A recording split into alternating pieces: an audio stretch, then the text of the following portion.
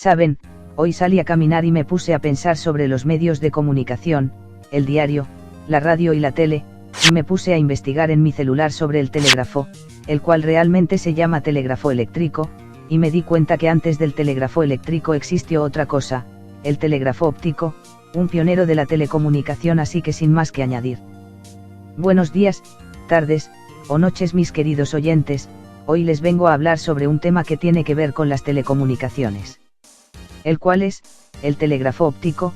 En Francia el clima de inestabilidad reinante a finales del siglo XVIII hace que Francia sea el primero de los reinos europeos que se interesa seriamente por la telegrafía, ya que se necesitaba un sistema de comunicaciones, rápido, y eficaz, que permitiera mejorar el control del territorio y mantener el orden, y en 1972 en plena República, se aprueba la construcción del proyecto de Claude Chappe, con la colaboración de su hermano Ignace Chappe, el cual crean la primera red telegráfica, y en 1974 se transmite el primer telegrama de la historia, el cual recorrió 230 kilómetros y se usaron 22 torres, fue desde Lille a París, luego del rotundo éxito hizo que Francia llegara a tener una red de casi 5.000 kilómetros. Esto es como dato curioso, bueno, podría decir empecemos. Primero deberíamos conocer a su inventor, Claude Chappe d'Auteroche, nació el 25 de noviembre de 1963, Boulogne, Francia, y falleció el 23 de enero de 1805, en París, Francia. Chappe fue considerado el primer magnate de las comunicaciones, al ofrecer un sistema práctico de telecomunicaciones el cual es conocido como telégrafo óptico, siendo hijo de una familia acomodada, nieto de un barón francés. Chappe recibía como paga una renta eclesiástica que le permitía vivir con cierto desahogo económico, pero transcurrido un tiempo, la revolución suprime las rentas eclesiásticas, Chappe pierde su paga, se truca su carrera religiosa, y tiene que volver a su ciudad natal, Boulogne, coincidiendo con sus hermanos Ignace, René, Abraham y Pierre Franois, que también regresaron por razones parecidas, básicamente desempleo. Claude Chappe, que se había dedicado a estudiar física y química, como muchos ilustrados de la época, es ayudado por sus hermanos, y empezó a experimentar en física, publicando 5 ensayos, abordando la transmisión de los impulsos eléctricos por hilos, tema que pronto abandonó, quizás por no disponerse en aquella época de suficiente información sobre electricidad. Y comenzó a trabajar junto con sus hermanos en un sistema de comunicaciones que fuera eficaz, con ánimo de lucro. En 1790 Claude Chappe y sus hermanos habían concebido un sistema de señales ópticas que permitía, por medio del correspondiente código, transmitir signos alfabéticos y numéricos a distancia, lo cual permitía enviar verdaderos mensajes, compuestos por palabras y siguiendo un código convencional. De hecho, su sistema ya lo experimentó en 1791. Se trataba de un sistema sincronizado de señales ópticas. En este modelo de telégrafo, una aguja podía girar sobre un panel vertical, similar a la esfera de un reloj clásico, pudiendo adoptar hasta 10 posiciones distintas. Una vez se ha posicionado la aguja en la posición seleccionada, el operador enviaba un sonido con una campana, para indicar al observador distante la transmisión del símbolo seleccionado. Este modelo de telégrafo tenía como inconveniente su poca resolución angular. La separación angular entre símbolos adyacentes es demasiado pequeña para poder distinguir desde la distancia la posición exacta de la aguja. Claude y sus hermanos se trasladaron a París quizá en busca de mayores posibilidades, encontrándose con ciertas dificultades debido a la propia revolución. Ensayó diversos modelos de telégrafos ópticos, que les fueron destruidos creyendo que eran instrumentos para una conspiración monárquica auspiciada por el rey Luis XIII. Entre 1791 y 1792 ensayaron un telégrafo óptico basado en el uso de varios paneles señalizadores, paneles que podían adoptar 2 posiciones para un observador distante, visto y no visto. Este modelo de telégrafo sería desechado por Chappe, aunque sería copiado pocos años después en Inglaterra, y Chappe ensayaría otro modelo de telégrafo. Pero como Francia en esa época se encontraba en guerra con los estados monárquicos de Inglaterra, Prusia, Austria, Holanda y España y padecía sublevaciones en Marsella y Lyon, la Asamblea Nacional Francesa, el gobierno central, tenía la necesidad imperiosa de disponer de un sistema de comunicación más rápido que los mensajeros a caballo para recibir y transmitir órdenes y despachos de guerra. Por ello la Asamblea Nacional se interesó finalmente por las posibilidades del sistema de Chappe, y este presentó finalmente su modelo que había de ser el definitivo a través de uno de sus hermanos, Ignace Chappé, 1760-1829, que era diputado, ante la Convención francesa el 22 de mayo de 1792, siendo muy bien acogido. Se concedió a Chappé una subvención de 6.000 francos para la construcción de una línea de prueba, constituida por 3 estaciones de propiedad del Estado. En 1792 Chappé se pone al frente de la construcción de una línea entre París y Lille, distantes unos 230 kilómetros, acuñando para este sistema de comunicaciones el término télégrape, que significa el que escribe a distancia, en 1793. Chappé había barajado inicialmente el término tachygrape, que significa el que escribe deprisa, pero tras consultarlo con varias personas, fue finalmente el helenista y militar Miot de Melito, 1762-1841, quien le sugirió la palabra telegrape.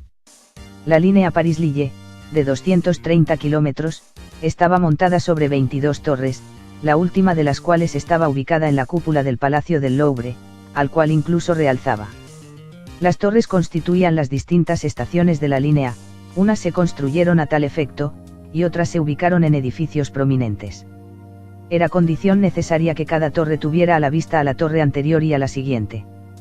Con esta línea, ese mismo año de 1792 se enviaron con éxito los primeros mensajes entre París y Lille.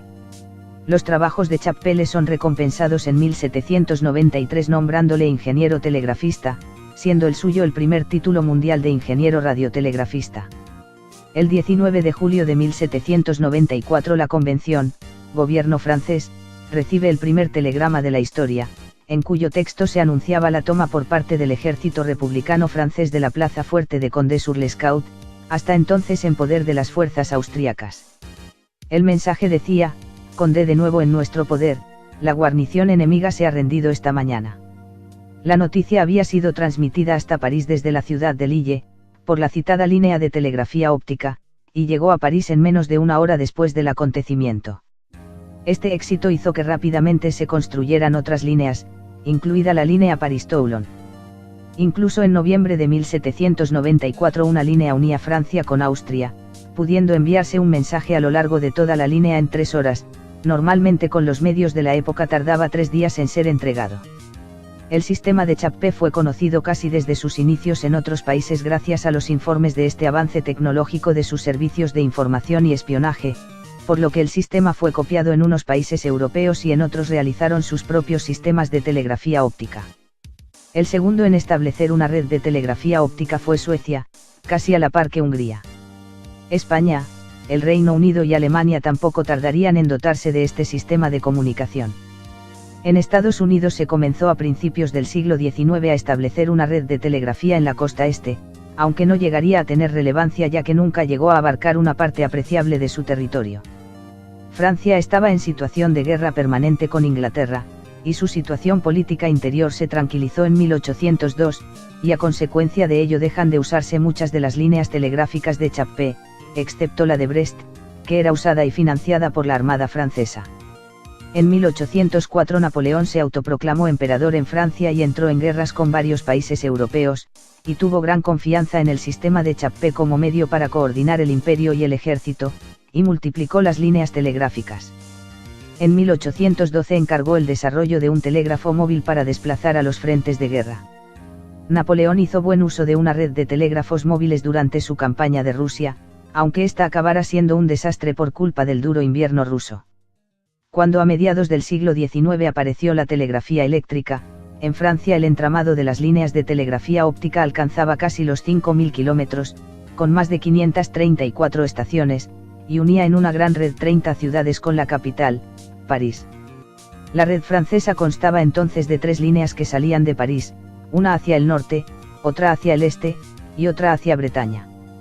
Chappé se quitó la vida en el año 1805 tirándose a un pozo en su hotel de París, quizás por no superar una depresión de tipo melancólico, y por las demandas ante rivales que habían plagiado su modelo de telégrafo óptico militar. Sus hermanos seguirían trabajando con su sistema telegráfico. Debido a sus características, el mantenimiento del sistema telegráfico de Chappé era costoso, y el gobierno no daba suficiente presupuesto para el mantenimiento, por lo que Chappé propuso dar a conocer a diario el curso de la Bolsa de París, pero el gobierno no lo aceptó. Sí aceptó la transmisión de los números ganadores de la Lotería Nacional, a cambio del pago anual de 150.000 francos franceses. Incluso en 1824 Ignace Chappé, hermano del ya fallecido Claude Chappé, intentó aumentar el interés en el uso del telégrafo óptico empleándolo para la transmisión de mensajes comerciales a precios accesibles. Sin embargo, la comunidad empresarial se resistió a esta propuesta. En 1846 el gobierno francés se inclinó por un nuevo medio de comunicación, el telégrafo eléctrico. En aquel momento muchos intelectuales advirtieron de la debilidad del nuevo sistema, ya que un cable telegráfico podía sabotearse fácilmente cortándolo. En 1853 se implantó definitivamente la telegrafía eléctrica en Francia y se comenzó a abandonar el sistema óptico de Chappé. El telégrafo de Chappé se había mantenido funcionando con eficacia más de 50 años, en una época muy agitada de la historia moderna de Francia.